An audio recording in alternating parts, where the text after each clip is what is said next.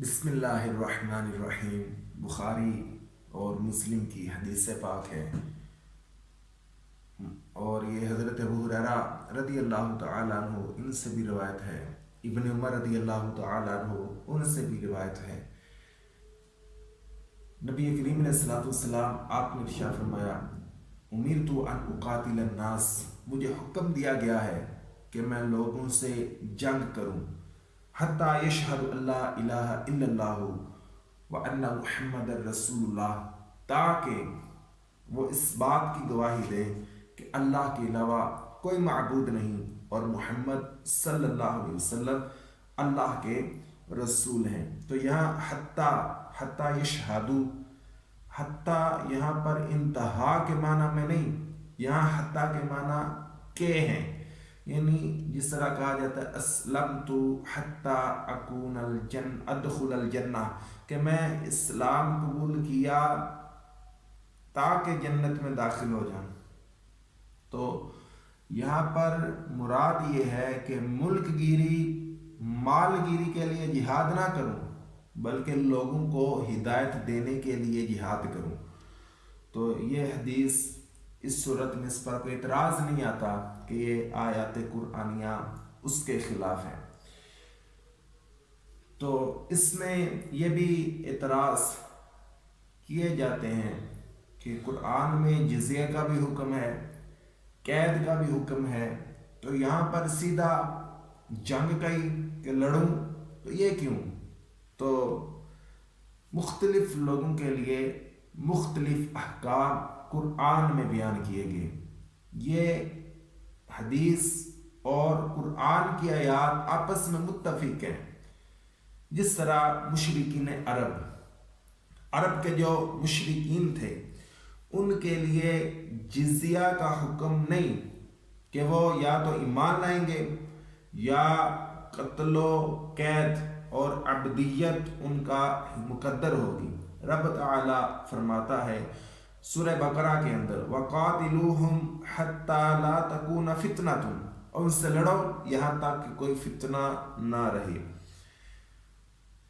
جو عرب کے اہل کتاب ہیں اور عجم کے تمام کفار، ان کے لیے یہ حکم ہے کہ یا تو ایمان لائیں یا جزیہ، ورنہ قتل و قید ان کا مقدر ہوگی۔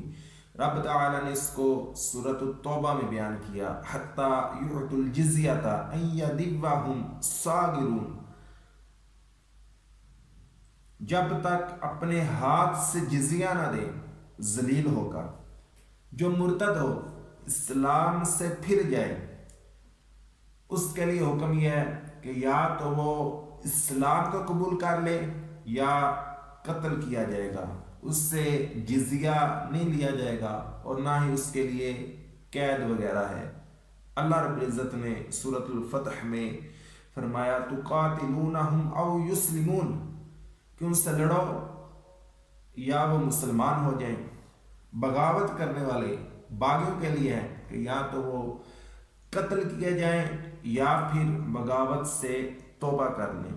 رب تعالیٰ فرماتا ہے سورۃ الحجرات میں، فَقَاتِلُوا الَّتِي تَبْغِي حَتَّى تَفِيءَ إِلَىٰ أَمْرِ اللَّهِ، اس زیادتی کرنے والے سے لڑو یہاں تک کہ وہ اللہ کے حکم کی طرف پلٹ آئے۔ تو آیات اور حدیث یہ متفق ہیں، تو ان میں کوئی اختلاف نہیں پایا جاتا۔ آگے فرمایا کہ ایمان لیں، پھر نماز قائم کریں اور زکوٰۃ دیں، کیونکہ اس وقت تک ابھی یہی احکام نازل ہوئے تھے۔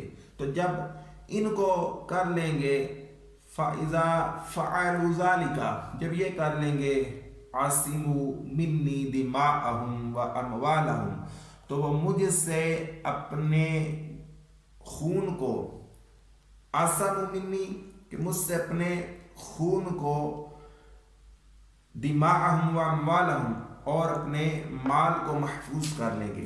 تو یہ کیونکہ اس وقت نبی کریم علیہ الصلوۃ والسلام آپ کے زمانے میں نئے نئے فرقے پیدا نہ تھے ہوئے، تو اس وقت صرف یہ تین چیزیں، ایمان، نماز، زکوٰۃ، یہی ایماندار ہونے کی نشانی تھی، تو جو یہ عمل کرتا تو اس کے لیے ایمان والا ہونے کا حکم ہوتا۔